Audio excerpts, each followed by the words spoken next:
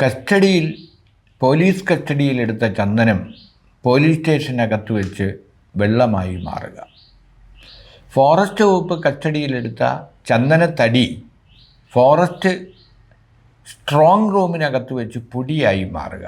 ഇതെല്ലാം കേരളത്തിൽ ഉണ്ടായ വാർത്തകളാണ്. UDF സർക്കാർ ഭരിക്കുന്ന കാലത്ത് ഉണ്ടായ ഈ സംഭവങ്ങൾ വളരെ വിചിത്രമായിരുന്നു. അന്ന് ഇതെല്ലാം കണ്ടുപിടിക്കുന്ന സമർത്ഥരായ ഉദ്യോഗസ്ഥരും ഉണ്ടായിരുന്നു. അത്തരം ഒരു ഉദ്യോഗസ്ഥനായിരുന്നു കോഴിക്കോട് ഫ്ലൈയിങ് സ്ക്വാഡ് DFO ആയിരുന്ന MN രാമേന്ദ്രൻ. ഇദ്ദേഹം ഒരിക്കൽ ഒരു ഫ്ലൈറ്റ് തന്നെ, അതായത് ചന്ദനത്തൈലം കയറ്റിക്കൊണ്ട് പുറപ്പെടാൻ നിന്ന ഫ്ലൈറ്റ് തന്നെ കസ്റ്റഡിയിലെടുത്ത സംഭവം ഉണ്ടായിട്ടുണ്ട്. അപ്പോൾ വളരെ കൗതുകകരമായ 3 കാര്യങ്ങളാണ് ഞാൻ പറഞ്ഞത്. ഒന്ന്, ചന്ദനത്തടി പൊടിയായി മാറുക, ചന്ദനത്തൈലം വെള്ളമായി മാറുക. കാസർഗോഡ് പോലീസ് സ്റ്റേഷനിലും കോഴിക്കോട് പോലീസ് സ്റ്റേഷനിലും വെച്ചിട്ടാണ് ഈ ചന്ദനത്തൈലം, വളരെ വിലപിടിപ്പുള്ള ചന്ദനത്തൈലം വെള്ളമായി മാറിയ ജാലവിദ്യ നമ്മുടെ നാട്ടിലുണ്ടായത്. പാലക്കാട് ഫോറസ്റ്റ് ഓഫീസിലെ, ഒലവക്കോട് ഫോറസ്റ്റ് ഓഫീസിലെ സ്ട്രോങ് റൂമിൽ സൂക്ഷിച്ചിരുന്ന ചന്ദനത്തടിയാണ് പൊടിയായി മാറിയത്. ഇത് രണ്ടും കണ്ടെത്തിയ ഉദ്യോഗസ്ഥനായിരുന്നു MN രാമേന്ദ്രനും അന്ന് പാലക്കാട് DFO ആയിരുന്ന ഗുരുദാസനും. അപ്പോൾ ടെറിട്ടോറിയൽ DFO ആയി ഗുരുദാസനും ഫ്ലൈയിങ് സ്ക്വാഡ് DFO ആയി MN രാമേന്ദ്രനും പാലക്കാട് ഉണ്ടായിരുന്ന കാലത്താണ് ഈ ചന്ദനത്തടി, പിടിച്ചെടുത്ത തടി പൊടിയായി മാറിയത്.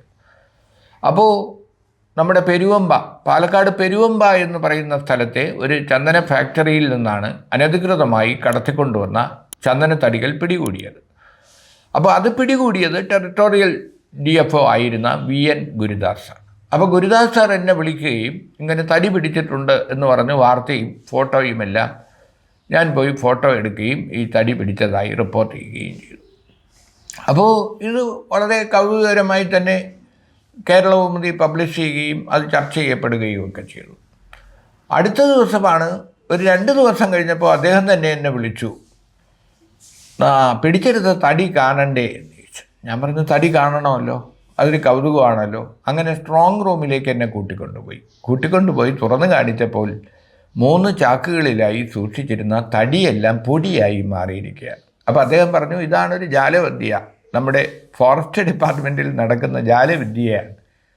അങ്ങനെ ഈ പൊടി നിറച്ച ചാക്കുകളുടെ പടവും ആദ്യ ദിവസം പിടികൂടിയ തടിയുടെ പടവും വെച്ച് രണ്ടാമത്തെ വാർത്ത ചന്ദനത്തടി പൊടിയായി മാറിയ ജാലവിദ്യ എന്ന തലക്കെട്ടോടെ ഞാൻ കേരളകൗമുദിയിൽ റിപ്പോർട്ട് ചെയ്തു. ഇത് ആണ് രസകരമായ ആ സംഭവം.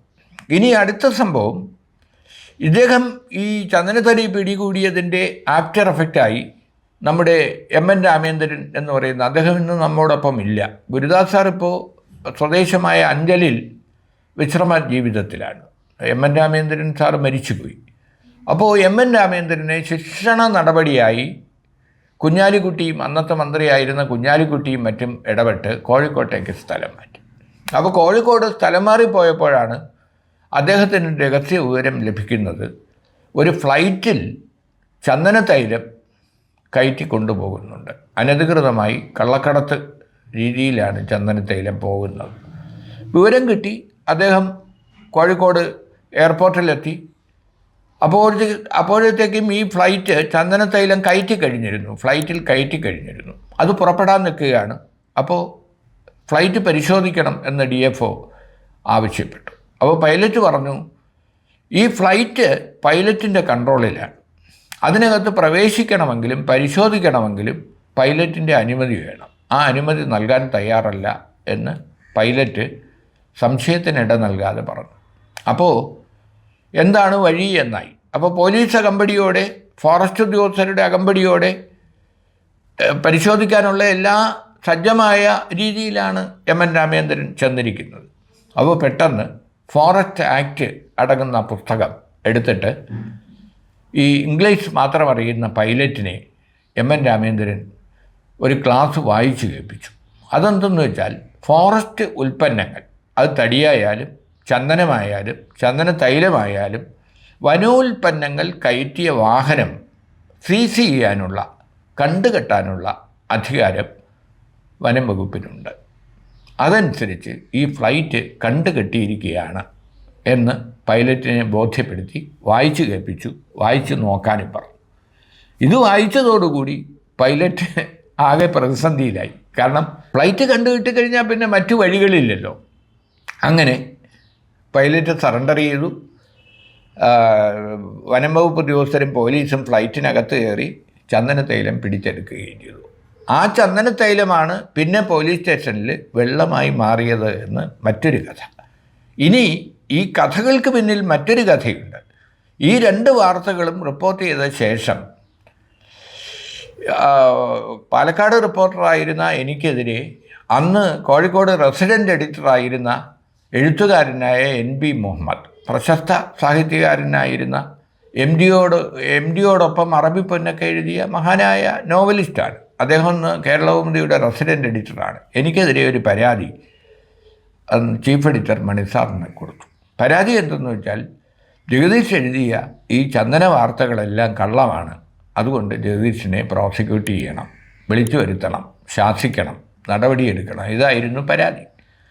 അപ്പോൾ എനിക്ക് കോഴിക്കോട് ഓഫീസിൽ നിന്ന് രഹസ്യ വിവരം കിട്ടി, ഇങ്ങനെ NB മുഹമ്മദിൻ്റെ ഒരു പരാതി മണിസാറിന് പോയിട്ടുണ്ട്. 2 ദിവസം കഴിഞ്ഞ് അന്നത്തെ news editor P J Mathew sir എന്നെ വിളിക്കുന്നു.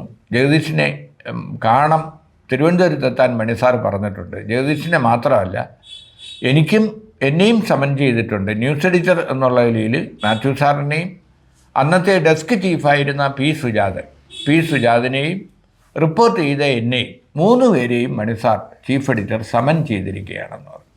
അങ്ങനെ പതുപോലെ മാത്യു സാറും സുജാതനും മുങ്ങാൻ മാർഗമില്ലാത്തതുകൊണ്ടും ധൈര്യം ഉള്ളതുകൊണ്ടും ഞാൻ നേരെ മണിസാറിനെ കാണാൻ പോയി. മണിസാറിനെ കാണാൻ പോയപ്പോൾ അദ്ദേഹം എന്നെ ഏതാണ്ട് 1 മണിക്കൂറോളം ചീത്ത പറഞ്ഞു. കാരണം ന്യൂസ് പ്രിൻറ്റും മഷിയും ഉണ്ടെന്ന് വെച്ച് നീ എന്തും എഴുതുമോ, നിനക്ക് പേനയുണ്ടെങ്കിൽ നീ എന്തും എഴുതുമോ, 1 ടൺ ന്യൂസ് പ്രിൻറ്റിന് എന്ത് വിലയുണ്ടെന്നറിയാമോ, നിനക്ക് എന്ത് വാർത്ത കിട്ടിയാലും അട്ടപ്പാടി വാർത്ത അല്ലെങ്കിൽ ചന്ദനക്കൊള്ള, സ്പിരിറ്റ് കൊള്ള, ഇതൊക്കെ കൊണ്ട് പത്രം കൂടുന്നുണ്ടോ? അപ്പം ഞാൻ പറഞ്ഞു, സാർ പത്രം കൂടുന്നുണ്ട്, നമുക്ക് അട്ടപ്പാടിയിൽ 100-400 പത്രമുണ്ട്, കഞ്ചിക്കോട് മേഖലയിൽ നമുക്ക് 500-ലേറെ പത്രമുണ്ട്, അപ്പോൾ കള്ളക്കടത്ത് വാർത്തകൾ എഴുതിയാലും ജനം വായിക്കും എന്ന് പറഞ്ഞു. അപ്പോൾ മണിസാറ് വീണ്ടും എന്നെ കുറേ ചീത്ത പറഞ്ഞു. അപ്പം ഞാൻ സാറിനോട് ചോദിച്ചു, ഈ പ്രചാരത്തിൻ്റെ അടിസ്ഥാനത്തിലാണോ നമ്മൾ വാർത്തകൾ കൊടുക്കുന്നത്? കാരണം വായനക്കാരില്ലാത്ത, വരിക്കാരില്ലാത്ത സ്ഥലത്തെ വാർത്തകൾ കേരളകൗമുദി കൊടുക്കില്ലേ? അപ്പോൾ സാർ ചിരിച്ചു. എന്താ അങ്ങനെ ചോദിക്കുന്നത്? അപ്പം ഞാൻ ചോദിച്ചു, സാർ സഹാറ മരുഭൂമിയിൽ നാളെ ഭൂകമ്പമുണ്ടായാൽ നമ്മൾ ലീഡടിക്കില്ലേ? നമ്മളെ പത്രം വായിക്കുന്നത് കൊണ്ടല്ലല്ലോ നമ്മൾ അത് ലീഡടിക്കുന്നത്, അത് വാർത്തയല്ലേ? സാറ് പെട്ടെന്ന് പൊട്ടിച്ചിരിച്ച് സാറിൻ്റെ അതുവരെ ഉണ്ടായിരുന്ന ദേഷ്യമെല്ലാം അടങ്ങി.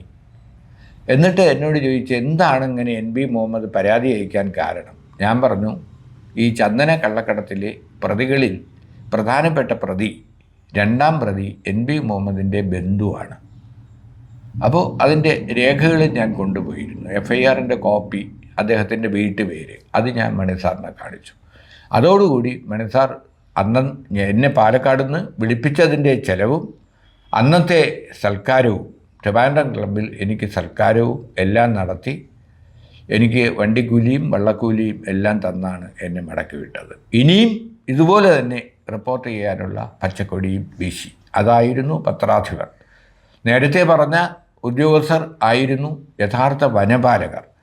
വനത്തെ സ്നേഹിക്കുകയും മറുഭാഗത്ത് ആരായാലും ഭരിക്കുന്ന മന്ത്രിമാരുടെ ആളുകളാണെങ്കിലും നടപടിയെടുക്കാനുള്ള ധീരതയുള്ള വനപാലകരുണ്ടായിരുന്നു. ഇന്ന് വനവുമായി ഒരു ബന്ധവുമില്ലാത്ത, ജനങ്ങളുമായി ഒരു ബന്ധവുമില്ലാത്ത വനപാലകരും പത്രവുമായി ബന്ധമില്ലാത്ത പത്രാധിപന്മാരും റിപ്പോർട്ടിംഗ് എന്താണെന്നറിയാത്ത റിപ്പോർട്ടർമാരും ഉള്ള കാലത്ത് ഇതൊരു കൗതുകവും പഴയ ഒരു ഓർമ്മയുമാണ്.